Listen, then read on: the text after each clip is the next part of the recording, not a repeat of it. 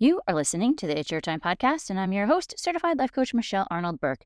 In today's episode, I'm discussing the time method with executive coach, facilitator, and change management expert, Melynda Benlemlih. Welcome to the It's Your Time podcast, the podcast where busy professionals like you get the practical solutions and support you need to gain control of your schedule so you can strive to be the best in your career, but without the stress and overwhelm. If you're looking to increase your energy and decrease your stress, you are in the right place.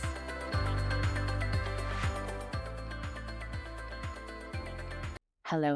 Welcome back to the podcast, friends. Okay, this is going to be a blast because I am all about it being your time. And today I am sharing a fun conversation that I recently had with Melynda Benlemlih. And you may remember her. This is her second appearance on the podcast. Melynda is an organizational development professional with over 20 years of experience in strategic planning and workforce planning, leadership development, and training. And she has had the opportunity to build programs for higher education, international business, and federal human capital management. I love what we were discussing in this conversation, her time method, speaking specifically about the importance and also the neuroscience around having a plan for your mornings and taking the time to be intentional with it. We also touched upon not only actions that are important, but the importance of regulating your nervous system, which I think for some folks might be a little bit of new information, but it is so important. I'm all about the action, but we need to be able to regulate our nervous system in order to take more action at higher levels. So without further ado, please take a listen. Okay, this is going to be so much fun. Can you get us started by introducing yourself in a way that you most enjoy? Sure. Thank you, Michelle. And thanks so much for having me. My name is Melynda Benlemlih.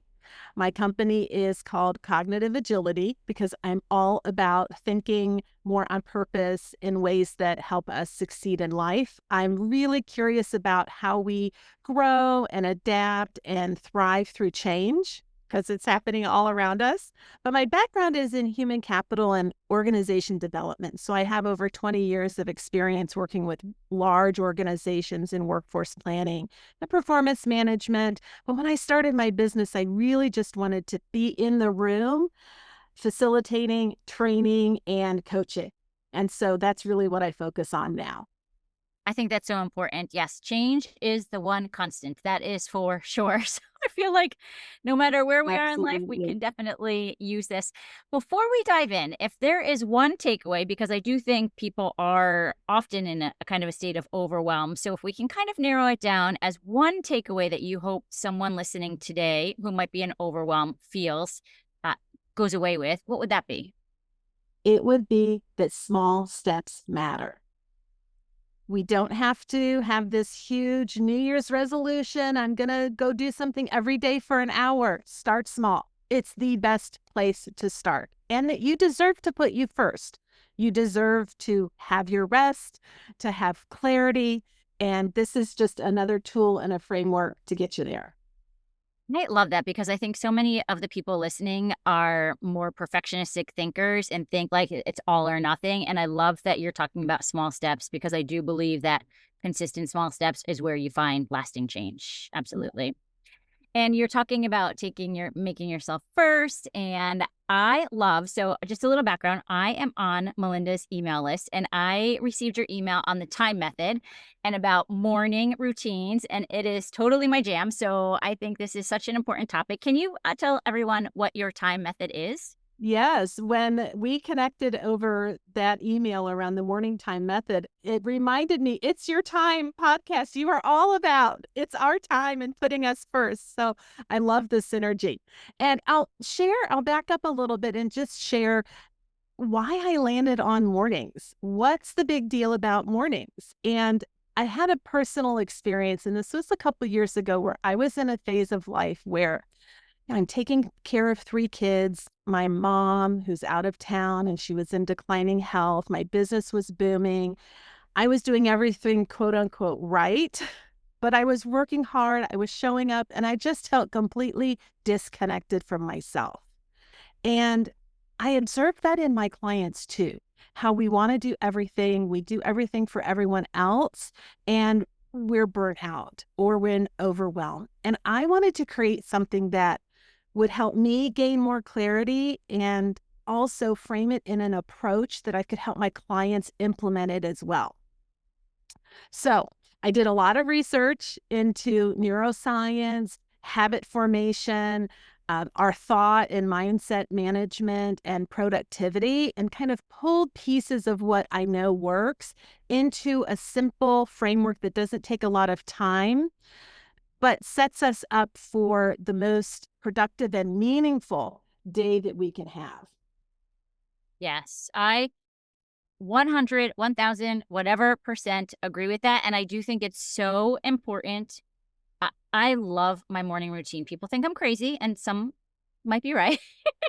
And my timing is off. And I think for people listening in this job, or even if it's not this job, recognizing that it doesn't have to be a huge block of your morning also is going to be super important, because I will adjust. So just like as a quick little, here's kind of what I do. And then I would love for you to break all of it down for the time, is like, I love to get up and have my coffee and take the dog out. And I like to Swiffer the floor. I don't know. There's Yep. something about cleaning the floor.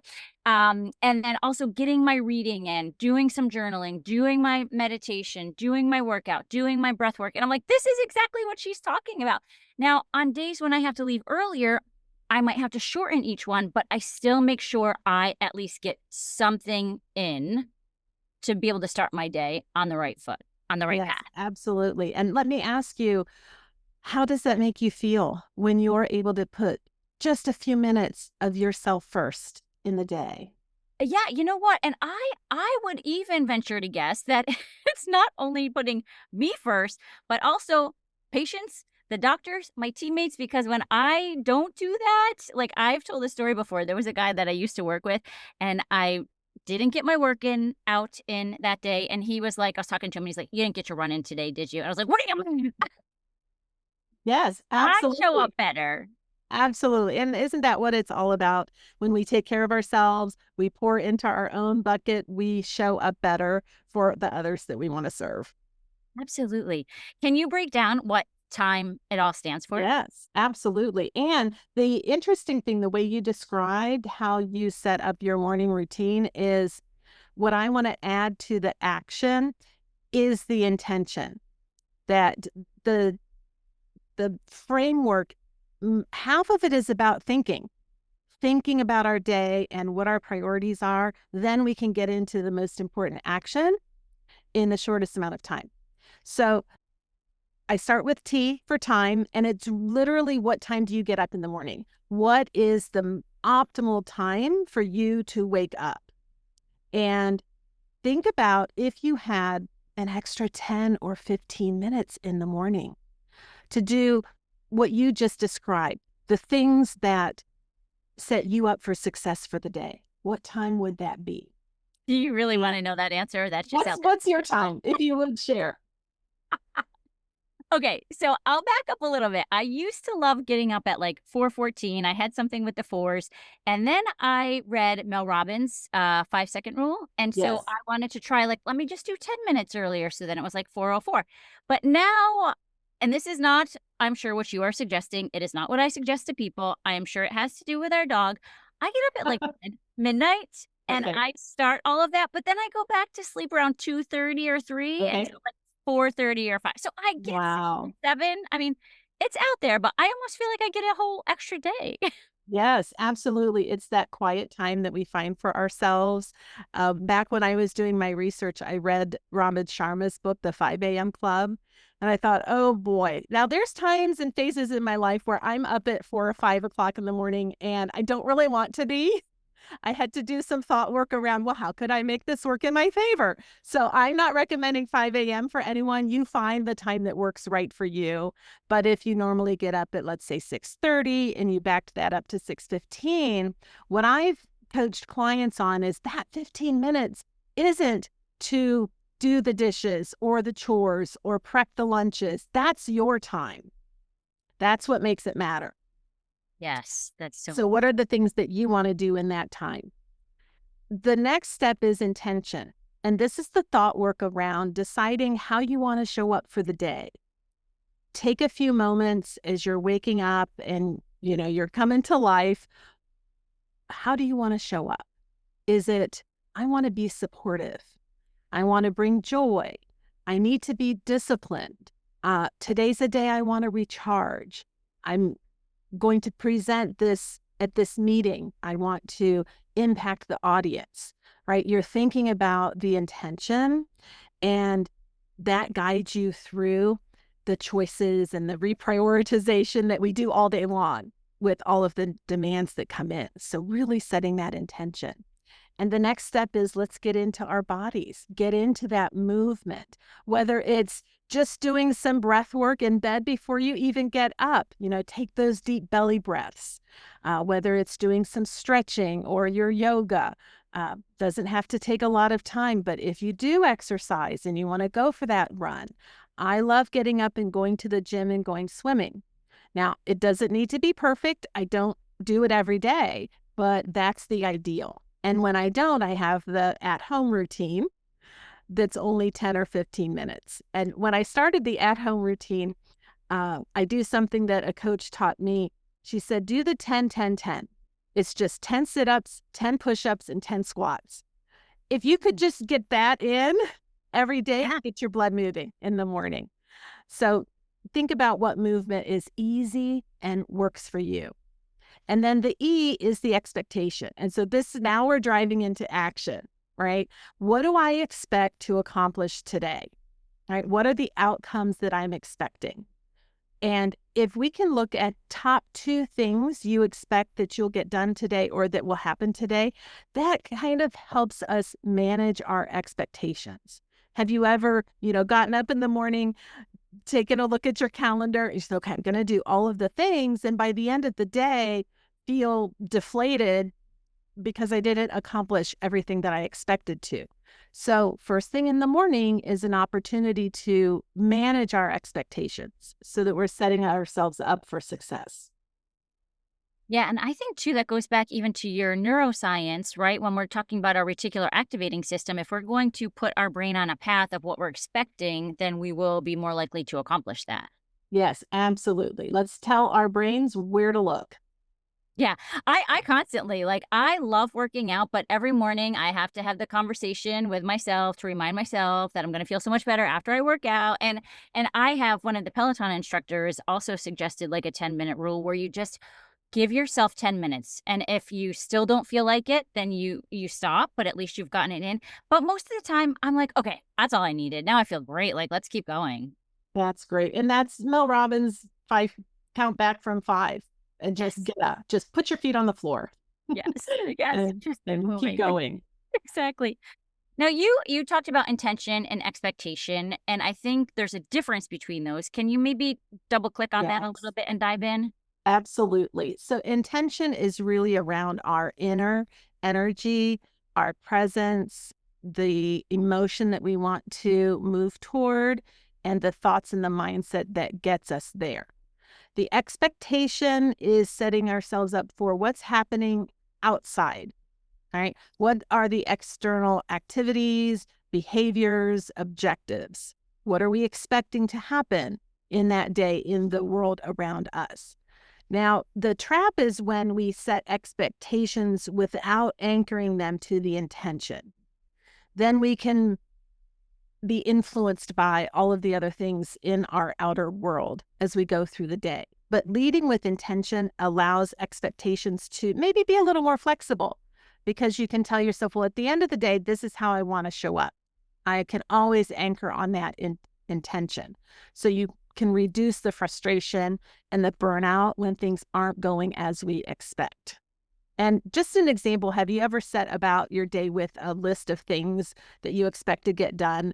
And by the end of the day, they're moving over to the next day on your calendar.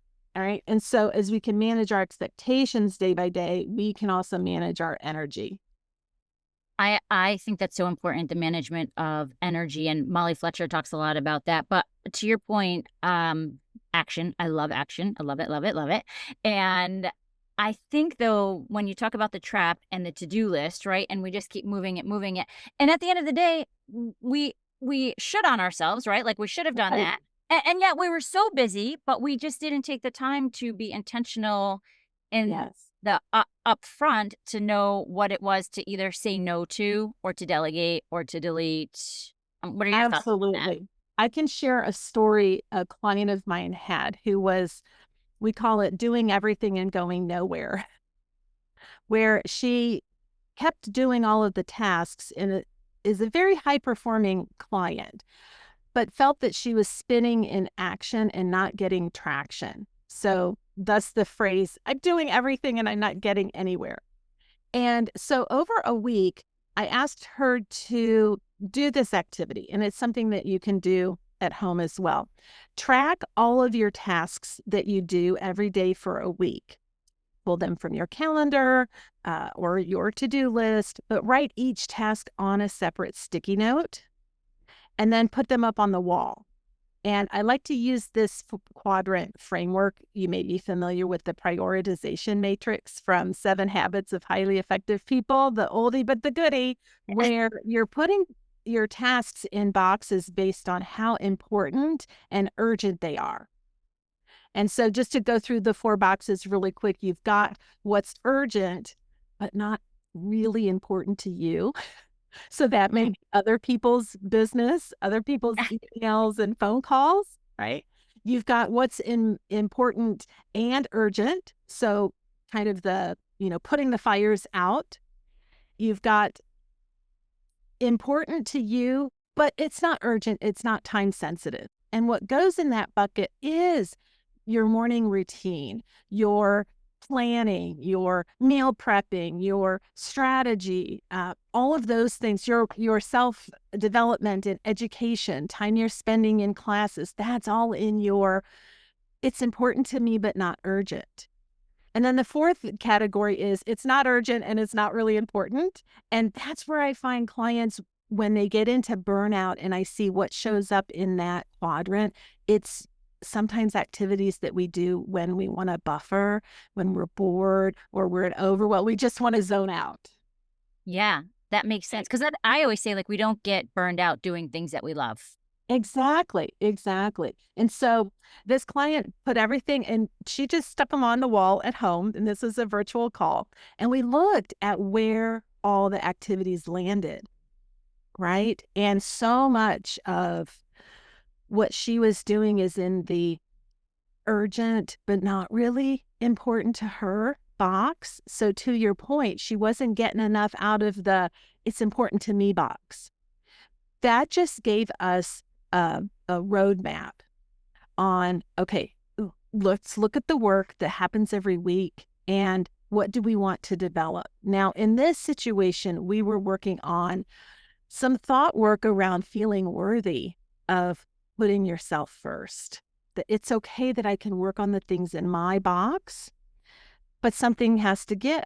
And so the next area we worked on was setting boundaries. And like you said, what do you say no to? How do you say no so that you can work on what's important to you and you can show up better for everyone else? And the result over time was more confidence for her and less burnout. And you kind of are teaching people how to treat you.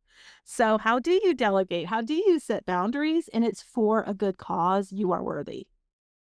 Absolutely. I think that's so important, and I hope people hear that, and even I think that would be such an amazing activity. I feel like, as a visual, that many different sticky notes for how many things that people listening do would be amazing, and as you were talking about the urgent and maybe not important to her, I know for me, and probably for many people, when it feels so urgent and you're trying to people please or do well, whatever it is, like you can't differentiate that it's not important to me because you still have that kind of feeling. Yeah.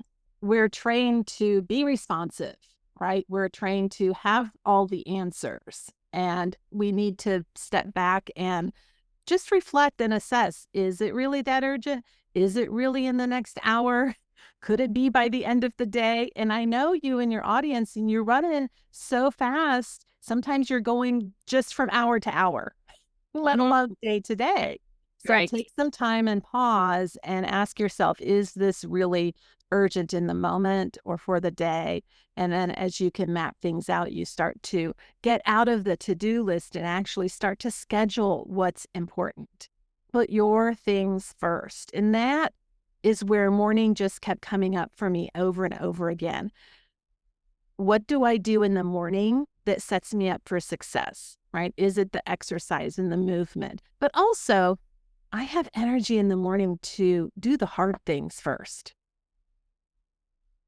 Then I feel success. And like, everything else is downhill for the day if I do the hardest things first. Yes. And I also hope that people listening hear you when you say, because it took me a long time to get it, and I still work on it, that slowing down to figure this out can actually make you more productive in the long run. Because when we take the time to assess where our time is being spent, then we have the opportunity to decide if that's really moving the needle in our business, in our life, at work, wherever. Absolutely. And it's also, I think and I love action, and we're talking about things. I always like to share what I'm learning, and the whole nervous system work in conjunction with action, I think, is also important. And to your point, I had a coach ask me, and I thought it was the hardest question. She's like, "Well, Michelle, what do you want to do?" And I was like, "Huh? What kind of question is that?" Right? To like stop and think about it. And at one point she also said, "I don't think your nervous system can handle that change." And I had no idea what she was talking about. I mean, I've since researched and I know a lot more. So you talk about breath work, you talk about meditation. Can you maybe talk about where you see nervous system and action? Yes. Yes. It is an area that I am more recently studying as well, because we can take a pause, and the field of somatic coaching is really helpful in getting in touch with our bodies and how energy shows up in our bodies, what our nervous system is doing, and the process of taking a few breaths, and you can slow your heart rate down. The process of visualization or guided meditation, where your brain believes that you're in the moment. What you're experiencing is the brain's thinking, okay, I guess we're doing this now, right? Yeah. And so Yeah. you can provide some space for that regulation and that response system shifting out of the fight or flight and first noticing, I think I'm I think I'm shutting down. Sometimes that's what flight looks like for my clients, or the fight is I'm showing up more defensively, or sometimes freeze and I'm buffering. Recognizing those behaviors and then having the tools to do your breath work, take moments for meditation, slow the heart rate down, right? And they're like training wheels for our nervous system, these tools. And as you practice them more, you can start to rely on, I can handle this. I know what to do to get myself into a better state. Yeah. And I think, for people who are like, well, I don't have time for that. I just want to remind everybody, we all are breathing. We're just talking here about being a little more intentional about it, right? Absolutely. It doesn't take a degree and it doesn't take a lot of time to sit and take a few deep breaths. And Yeah. I had a physical therapist actually who told me, when I get in that state, because I went to physical therapy because I was having neck pains, my shoulders, when you're stressed for a long period of time and your shoulders kind of hunch up and you're holding that stress. I hold my stress in my shoulders and neck. And as he was teaching me these exercises, he also said, lay down on the floor with your legs up the wall Mm. and just feel your body sinking into the floor and, get the juices flowing, so to speak. So I didn't have to do anything. Laying down on the floor, I think I can do that for a few minutes and then start to reset. Yeah. I even had one of my coaches say, just put my hand over my heart and remind myself, like, you can tap it and be like, I'm safe. I am safe. Yeah, And that, so many great tools. yeah. And also to your breathing, I think sometimes I think that, oh, everybody knows that. But I was talking to a colleague not that long ago, and she was talking about her. It may have been her PT actually that was talking to her about her breathing. And so often we are breathing into our chest, right? And you're talking, when you talk big breaths, you're talking like in the belly, kind The of, belly right? breaths. Yes. Yes. When I learned the box breathing or the deep belly breaths, it was at a time where I was stressed out, and somebody showed me how in those moments I'm breathing very shallow, and my voice would even rise, the tone of my voice, and I would speak quicker as if I'm trying to get all of these words out because I can't before I take another breath. And so if you watch yourself when you're stressed and see if you're breathing shallow from the chest, and if you can pause and take some of those belly breaths to slow down and regain focus. It makes all the difference. And then I also want to just kind of go back to your visualization part, because I think that also doesn't have to be that you sit, like a monk and visualize like this long time. I actually just had a patient and I was like, this is such a great example. A patient was telling me how she was in this car accident probably 40 years ago. And she said, when I close my eyes, I am sometimes brought right back there. And I thought, you know what? All of us are that. Oh, I got chills just saying it too, because there can be a certain song that comes on that brings you back to a moment, right? We are so quick to do that backwards. What you're suggesting is let's try to do it forward and it will still be the same skill set. Absolutely. You know who's really good at doing this? Professional athletes. Absolutely. Right? Think of Michael Phelps in the swimming pool, for example, and he's visualizing, okay, I'm going to get up on the starting block. I'm going to start with my right arm and I'm going to take how many strokes and then I'll do the kick turn and how many strokes to get back, right? The brain doesn't know if you're really doing that or you're practicing. And the more we can practice that type of visualization, the more comfortable we get when the thing really happens. And that just builds our comfort and confidence. Right. And we think, oh, I'll feel better when I get the promotion or the relationship or the whatever. But what you're offering is like, no, you can feel it now, because then that's what helps to generate the energy, emotion, whatever to propel you to that. And that's what we can control. Have you ever heard people say, well, I'm just not motivated to go to the gym, or I'm just not motivated to? We don't wait for motivation. Motivation is a result of the action. And so back to your point of give yourself 5 seconds to put feet on the ground, give yourself 10 minutes to, get your shoes on and go for a jog. The result is motivation to Yeah. do the next thing. And you have to get back to that taking the action, which I think is so important. And when you talk about even putting the shoes on and kind of where you started with this conversation is the one small habit. I feel like there can be one, like if there was one habit for people to get started with this, is there something that comes to mind, or is it kind of like people Yes. are all over? We provide our clients with tools, and as coaches fully believe that they have the answers for themselves, right? And so the first step to creating a new habit is, I think, start with a question. Build awareness before the action, and then that can anchor your new habit. For example, uh, how do I want to feel today? What will I be proud of at the end of the day? To just get in touch with what my priorities are. And then you can identify, is it that I want to spend a few minutes outside in the sun on my deck before it goes away? Will I be happy that I did that for myself? Asking a question that can prompt the answers you already have for yourself. And then we can get into setting up the small actions that done over time turn into a habit. And James Clear's book, Atomic Habits, is about what? The smallest element, an atom. The smallest thing that you can do, if it sounds easy, and I have clients say, well, Melynda, that's not going to do anything, right? That's where I want you to start. Because if you can do that over time and you get that unlocked, then you can do it one more day or you can do it 10 more minutes, right? So just start small. And I'll add one more thing, and this is along the lines of a question prompt. James Clear talks about identity of who you are with your new habit. So, for example, if you want to write, you ask yourself, what would a writer do? If you want to learn a new musical instrument, right, or something, what would a musician do? right? You have sales goals. What would the top salesperson do? Right. And you start to embody that identity and helps give you ideas for actions that you can take. Yes, I love James Clear. I love also his like habit stacking. So if somebody already has a habit that they can just add this on top of, like when I get coffee, then I know I write in my journal, whatever that is. I think I love him. Absolutely. Also love Darren Hardy for the compound effect. Exactly what you're talking about. Absolutely. Yes. So much fun.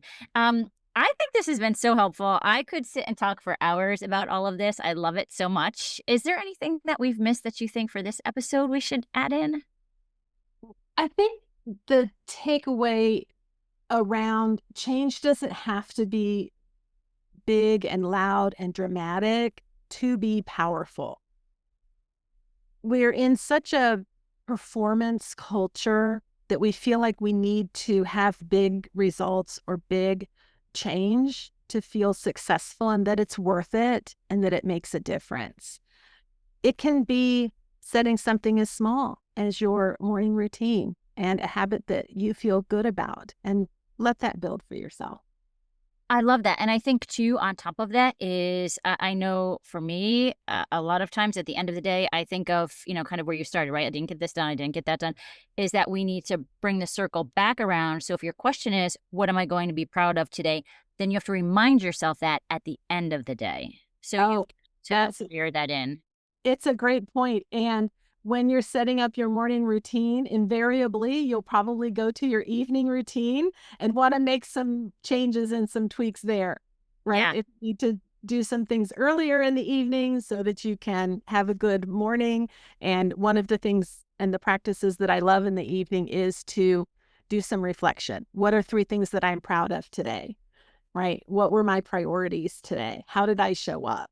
Right. And then you set yourself up for the next morning. I love that. I have, at, like, 6:30 PM, a reminder every day, and it was so funny because I didn't realize I took a screenshot of an appointment, and I sent it to a colleague, and then I could see that they could see "celebrate" at 6:30. I was like, "Don't mind that. It's just my reminder to at the end of the day to tell myself, I like, love that. Reminder to celebrate. Absolutely. these days, with this perimenopausal brain, I need every reminder possible." Hey, we'll take the wins wherever we can get them, right? Yes. Where can people find you? Yeah. My website is cognitiveagilityllc.com. And my 4-part YouTube series around the morning time method is right there on my resources page. I'm very active on LinkedIn as well. So you can find me there. And I have a newsletter that you're on. So you can sign up for my newsletter on the website as well. That is awesome. Thank you so much. Thank you for having me. A pleasure talking with you. Okay, what are your thoughts? I would love to hear about it. Again, remember, this does not have to be some huge, swooping change. Small, consistent, incremental adjustments is where you will find lasting change.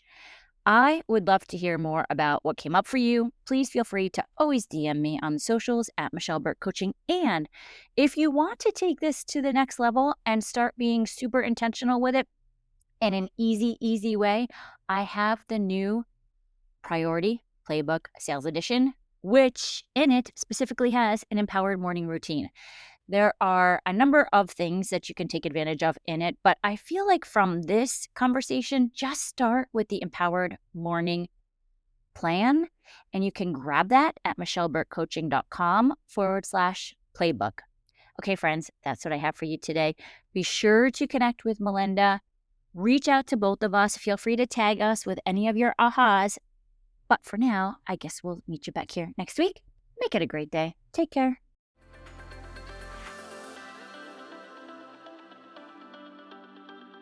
Did you know you can take this work to a deeper level with me one-on-one? Go to michelleburkecoaching.com and click on Get Started to begin.